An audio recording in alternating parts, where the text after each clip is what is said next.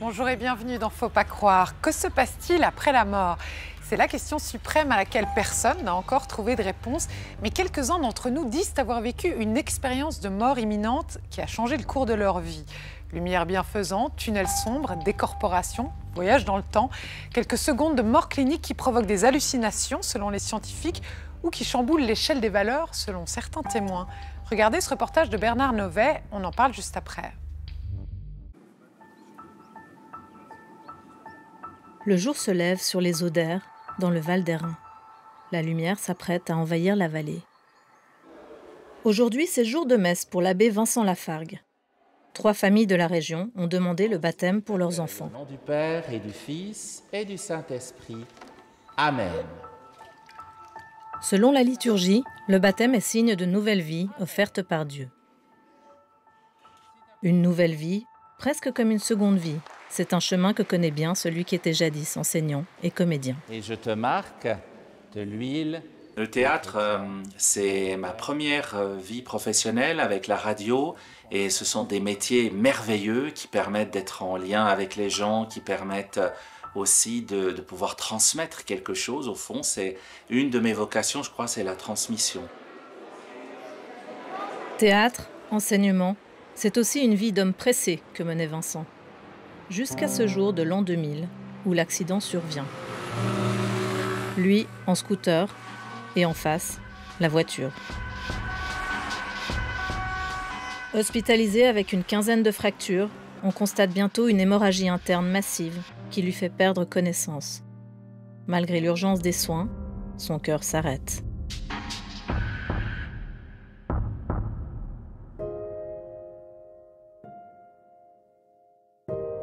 La vision suivante que j'ai, et qui m'est revenue petit à petit, c'est de me voir moi, allongé sur le brancard dans le couloir de l'hôpital. Et moi, je me situais, mon regard probablement au plafond, parce que je me voyais d'assez haut. Je vois mon corps et j'ai conscience que je n'y suis plus, puisque je vois ce corps de haut. Vincent se souvient de cette faculté stupéfiante de se mouvoir librement dans l'espace, au-dessus de son propre corps. Il s'entend même parler aux soignants, leur dire que tout va bien.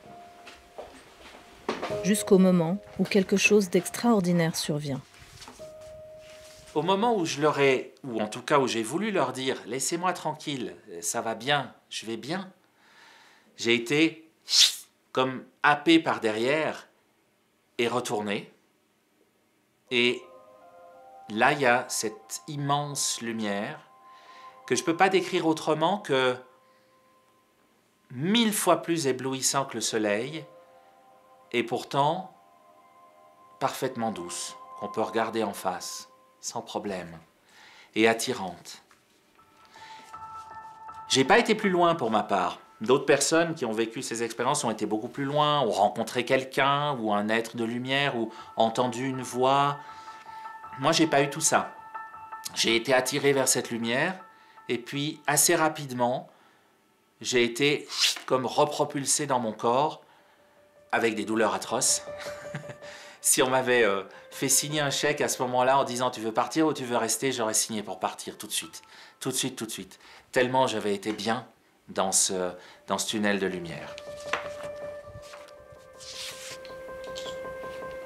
Vincent a mis des mois avant de retrouver ses souvenirs extraordinaires.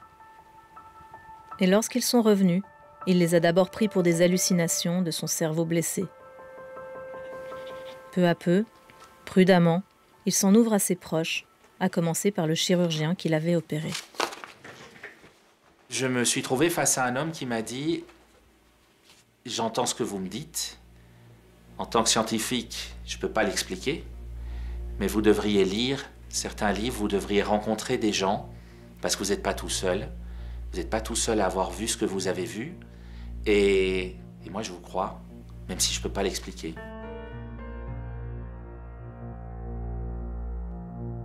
À Thonon-les-Bains, en France voisine, le thérapeute Claude-Charles Fourier n'a jamais été proche de la mort. Lui a traversé d'autres types d'états modifiés de conscience comparables qui lui ont inspiré des peintures évoquant ses ouvertures vers d'autres mondes, vers d'autres réalités. Si on reste vraiment sur l'image elle-même, c'est vraiment l'ouverture qui peut se faire quand le mental, en l'occurrence c'est ça, va lâcher prise et que derrière, et que ce qui est, disons, obscurci et caché par le mental va pouvoir apparaître. Depuis 30 ans qu'il travaille sur le sujet, il a entendu des témoignages de personnes traumatisées par leur vécu, et d'autres beaucoup plus lumineux. Chaque expérience est quand même particulière à la personne qui la vit.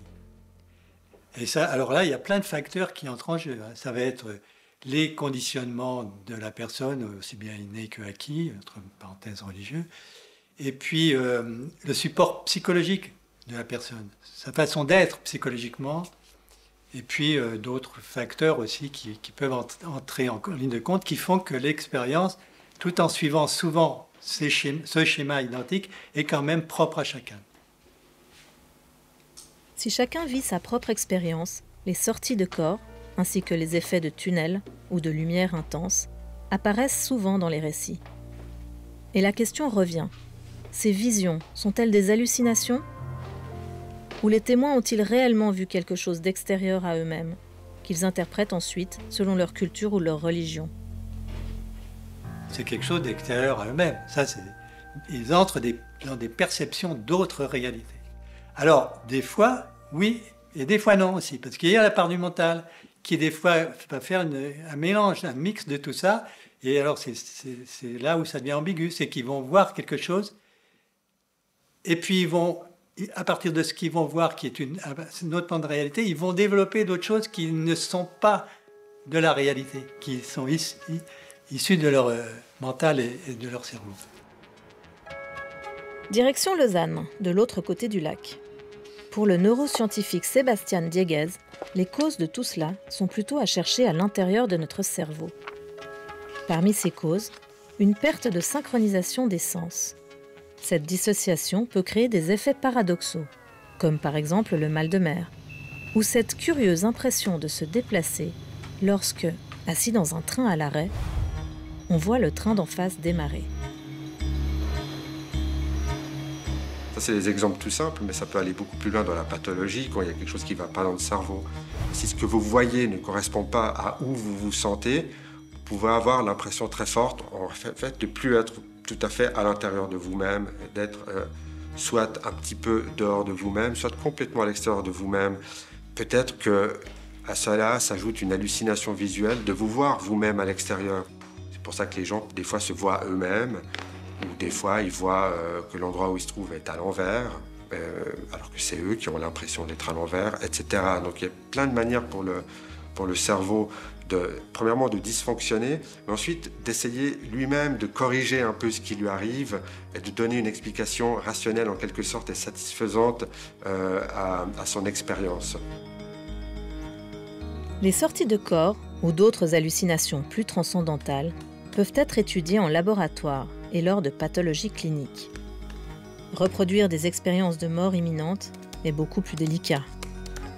Ça pose quelques petits problèmes éthiques d'essayer de les reproduire en laboratoire. Hein. Il y a des récits fantastiques et des films, des gens qui tentent l'expérience interdite, typiquement, où on approche quelqu'un artificiellement de la mort et ensuite on le ramène in extremis pour voir ce qu'il aura à raconter. Énergie pure.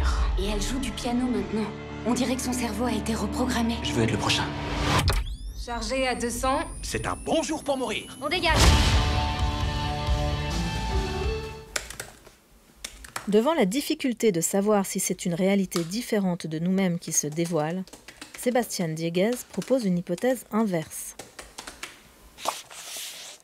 Une autre manière de voir cette histoire-là, c'est de dire que ces expériences ont toujours existé.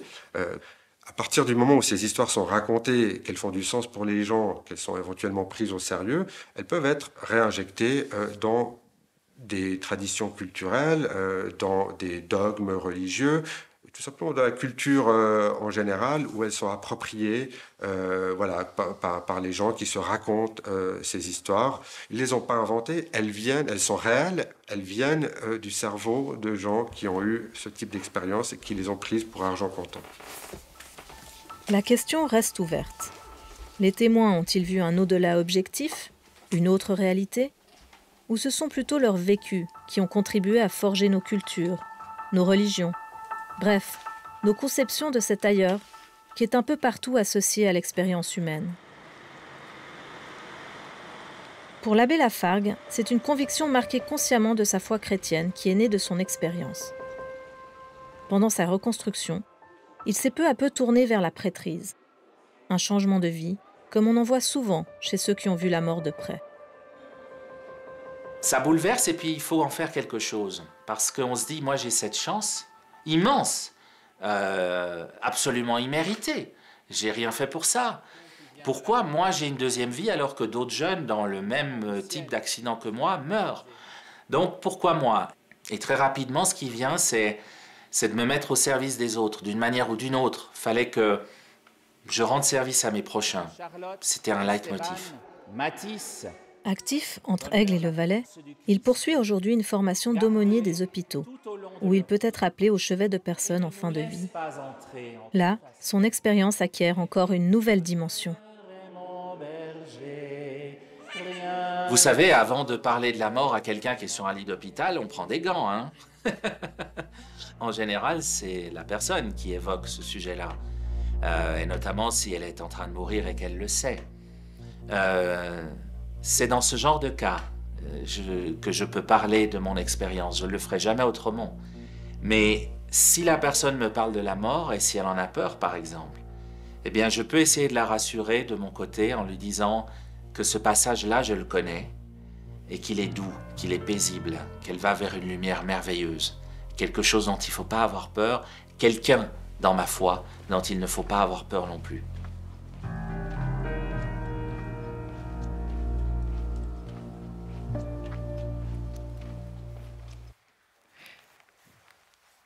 Bonjour Jacques de Coulon. Bonjour. Merci infiniment d'être avec nous sur ce plateau. Vous êtes écrivain et philosophe. Vous êtes l'ancien recteur du collège Saint-Michel à Fribourg et vous avez pas mal travaillé sur la conscience et sur l'éventuelle survie de cette conscience après la mort. Alors une première question pour vous.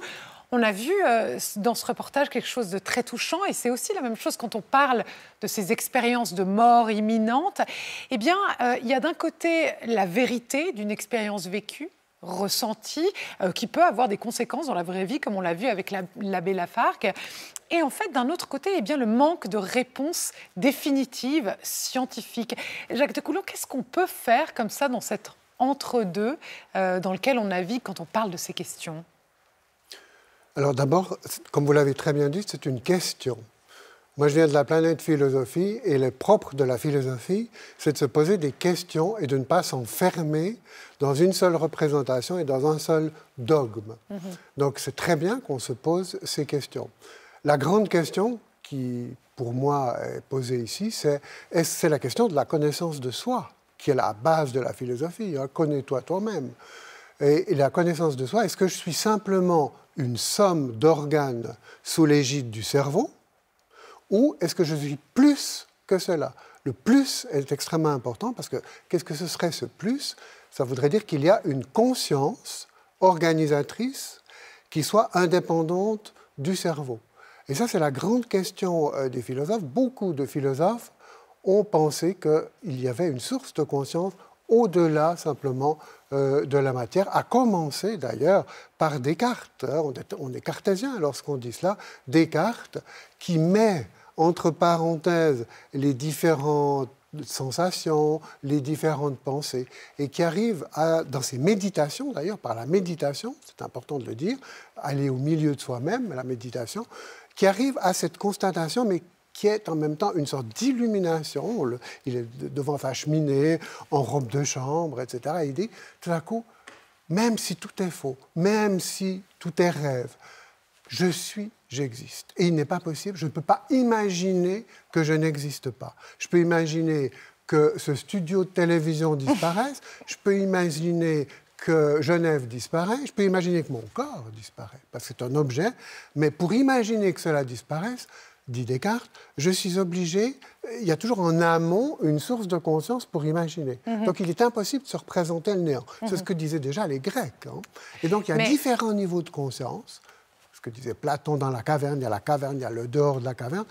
On les vit tous les jours, ces différents niveaux de conscience, quand on rêve, par exemple. On va parler du rêve, on va continuer de parler de la conscience, mais d'abord, je vous présente Sylvie Détiola. Merci infiniment d'être avec nous. Vous êtes docteur en biologie moléculaire et vous avez fondé l'Institut de sciences noétiques qui travaille sur ces questions de mort imminente. Alors, j'ai envie de vous poser la même question que j'ai posée tout à l'heure à Jacques de Coulon. C'est entre-deux, entre une vérité d'une expérience vécue et, au fond, le manque de réponse définitive scientifique. Que c'est difficile à vivre. Comment on peut vivre avec ça, au fond ? Moi, je suis assez d'accord avec Jacques de Coulon. C'est ce qui fait aussi la richesse de la vie. Moi, je pense que dès qu'on se fige dans une explication, c'est pas très bon. Donc nous, c'est ce qu'on essaye de faire le plus possible, c'est de jamais s'arrêter sur une interprétation en particulier. On questionne, on essaye de comprendre. Moi, ça fait plus de 20 ans que j'étudie ces phénomènes avec mon collègue qu'on a vu dans le reportage. Et j'ai pas plus vraiment de réponses. J'ai de plus en plus de questions. Mais en tout cas, ce que je peux dire, c'est qu'on n'explique pas, effectivement, avec les moyens actuels, avec la vision de la science, le paradigme scientifique dans lequel on est actuellement, on n'est pas capable d'expliquer cette expérience. On n'a aucune hypothèse qui a été prouvée, démontrée. Scientifiquement valide. Juste un petit point définition, Sylvie Détiola, avec vous. On parle d'état modifié de conscience ou d'expérience de mort imminente. Vous nous donnez vite une définition ? Alors, état modifié de conscience, la définition, c'est tout état de la conscience qui diffère de l'état dit vigile, c'est-à-dire celui qui nous permet d'appréhender l'immédiat avec un mode de fonctionnement adapté et rationnel. Alors, quand on s'observe un petit peu, on se rend compte très vite qu'on n'est quasiment jamais dans ce mode de fonctionnement adapté et rationnel, donc très présent à l'instant. C'est un petit peu ce qu'on recherche, par exemple, en méditation. Mais finalement, notre conscience, au cours de la journée, elle fluctue tout le temps. Hein. Quand on est sous le choc d'une émotion, par exemple en colère, ou dans un état de relaxation, ou qu'on est en train de repenser à un souvenir alors qu'on est en train de conduire, tout ça, c'est des états de conscience différents. Donc, dire quand on n'est pas dans un état modifié, c'est difficile. Et puis après, il y a le rêve, il y a des états un peu plus particuliers, le rêve, les états hypnotiques, les états méditatifs, etc. Et puis à partir d'un certain moment, on parle d'états modifiés de conscience non ordinaires, parce que là, ils sont plus spectaculaires et un petit peu moins courants, enfin, même beaucoup moins courants, comme le sont, par exemple, les expériences de mort imminente ou les sorties hors du corps. Jacques de Coulon, dans le reportage, le neuroscientifique Sébastien Diegues a parlé de cette volonté, cette envie du cerveau de trouver une explication a posteriori sur ce qui est arrivé. Au fond, est-ce que c'est quelque chose de l'ordre de la croyance ? C'est quelque chose de très humain de vouloir donner sens a posteriori à ce qui nous est arrivé ? Oui, bien sûr que c'est quelque chose de très humain, de donner un sens. C'est d'abord le sens de la vie, en général. Mais j'ai quand même une question. Est-ce qu'un jour, on pourra étudier vraiment, scientifiquement, cette source de conscience? Parce que si elle n'est pas un objet, la science... Qu'est-ce que vous entendez exactement par source de conscience ? Il y a quelque chose qui existe en dehors de nous ? C'est tout simplement... un point source qu'on atteint lors de la méditation, je vous rappelle que méditation veut dire aller au centre, qui est au-delà des objets. Parce que, comme disait Husserl, qui est le fondateur de la phénoménologie, toute conscience est conscience de quelque chose. Et on peut étudier le quelque chose. C'est ce qu'il appelait l'intentionnalité. Par contre, la source de conscience, on ne peut que l'éprouver, que la vivre, si j'ose dire, après avoir, une fois, mis en parenthèse tout le reste. Mais pardonnez-moi de vous couper, Jacques de Coulon, mais est-ce qu'il ne s'agit pas là d'une croyance ? Au fond, l'existence de cette source de conscience, ce n'est pas une question de foi, de croyance ? Non, pas à mon avis, parce que c'est une question d'expérience, en quelque sorte. On l'éprouve dans les états de méditation, on l'éprouve dans les états modifiés de conscience, on éprouve le fait qu'on ne peut pas imaginer qu'on n'existe pas, et on éprouve un peu comme Descartes, comme ça, ce miroir intérieur éclairant qu'on ne voit pas, mais qui est là au fondement de toute expérience et de toute chose. Vous êtes scientifique, Sylvie Détiola, l'expérience, ça vous connaît. Qu'est-ce qui vous a poussé, vous, à vous intéresser à ces questions-là ? Oula, c'est une longue histoire. Mais moi, je crois que, si je suis très honnête, quand j'étais très très jeune, j'avais vraiment ce sentiment que la réalité, justement, ne s'arrêtait pas à ce que je pouvais toucher et voir. C'était quelque chose, une impression qu'il y avait quelque chose derrière. Donc à l'adolescence, c'est devenu des questionnements voilà, plus existentiels, plus métaphysiques. Et puis je me suis tournée vers la science assez vite pour y trouver des réponses. Et puis voilà, là je me suis rendu compte que j'ai fait d'abord la physique, ensuite la biologie moléculaire. Et je me suis rendu compte que la science, justement, elle n'avait pas les moyens de s'attaquer à ces grands problèmes, en fait. Qu'est-ce que la vie, qu'est-ce que la mort? Moi, ça m'a beaucoup intriguée quand je suis arrivée en biologie et que je demandais à mes profs et qu'ils étaient incapables de m'expliquer ce que c'est que la vie. Quelle est la différence entre un corps vivant et un corps mort? Mais qui pourrait l'expliquer ce que voilà, c'est? Mais moi, j'étais un peu naïve. Un philosophe. J'étais un peu naïve et je pensais qu'on avait ces définitions.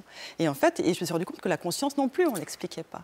Donc j'étais un petit peu là-dedans. Et puis un jour, voilà, je suis tombée, c'est une amie qui m'a parlé d'un livre sur les expériences de mort imminente.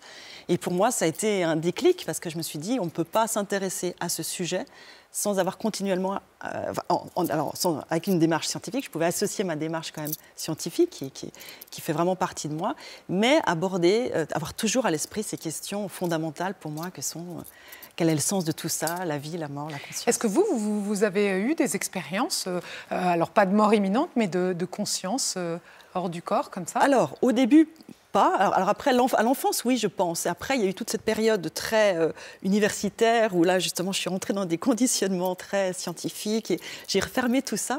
Et puis, depuis que j'ai commencé à m'intéresser à ça, à rencontrer ces gens, je crois que justement, il y a des résistances qui tombent. Et petit à petit, oui, je me suis mis aussi à la méditation. Donc très vite, on vit certaines choses. Et je crois qu'actuellement, on est un peu dans une impasse parce que, comme je l'ai dit, scientifiquement, on ne peut pas les expliquer. Donc il y a ceux qui y croient et ceux qui n'y croient pas. Ceux qui y croient, en général, c'est ceux qui l'ont vécu ou qui ont lu des choses. Et ceux qui n'y croient pas, ce sont les scientifiques. Et je pense que la seule façon de pouvoir sortir de ça, c'est d'entrer soi-même dans une forme de vécu, de ressenti, de s'ouvrir à d'autres choses, à d'autres perceptions et à explorer cette conscience, comme l'a dit Jacques de Coulomb, à la première personne. Et je pense qu'effectivement, c'est utopique de vouloir étudier la conscience, ce problème difficile, c'est ce qu'on appelle le problème difficile de la conscience en neurosciences, qui est vraiment cette expérience subjective que j'ai de la réalité. J'ouvre les yeux, mais avant qu'il y ait la moindre pensée, je suis là. De vouloir l'expliquer uniquement par une approche de l'extérieur, ça me paraît complètement possible. Il y a toutes les traditions millénaires de l'Orient ont un grand savoir au niveau de la conscience, mais on fait justement des expériences de l'intérieur. Et les deux devraient se rencontrer. Mais si les mots, au fond, Jacques de Coulomb, sont incapables de décrire ou de nous prouver ce que certains ont vécu, il faut parler des mauvaises expériences. Là, on a parlé des bonnes expériences, notamment celle de l'abbé Lafargue, qui dit finalement j'ai vu un tunnel, une lumière bienfaisante, et puis ça a changé ma vie, j'ai décidé d'entrer dans la foi. Il y a aussi les mauvaises expériences, les expériences cauchemardesques, les personnes qui parlent comme ça de crispation.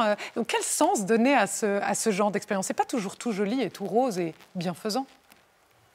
Bien sûr qu'il y a aussi des mauvaises expériences, j'en ai pas vécu. Moi, je n'ai pas vécu de END, ni positive ni négative, mais je crois que pour surmonter une bonne ou une mauvaise expérience, il faut aller, encore une fois, je me répète, mais au-delà ou en deçà, vers quelque chose qui n'est pas directement de l'ordre de l'objet, mais qui est à la source de tout cela. Derrière les nuages, alors on pourrait comparer la mauvaise expérience à des nuages noirs, la bonne expérience à des nuages roses, et j'ai envie de dire que la méditation, puisque j'en parlais tout à l'heure, vous en avez parlé, c'est d'aller au-delà des nuages, vers le soleil qui est clair. Et il existe, ce soleil, mais on ne peut pas, encore une fois, le mesurer. C'est de l'ordre de l'origine de la conscience, en quelque sorte.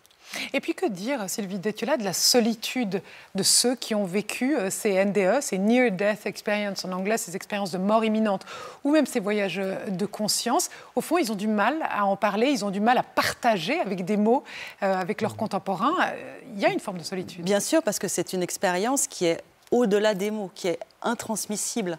Ils essayent, pourtant ils peuvent en parler pendant des heures, mais toujours en disant « mais j'ai pas les mots », parce que ça n'a absolument rien à voir avec ce qu'on expérimente dans la vie quotidienne. Donc c'est très, très bouleversant, ça remet en question toute tout leur cadre de référence, tout leur rapport à la réalité, qu'est-ce que la réalité, leur vision du monde, etc.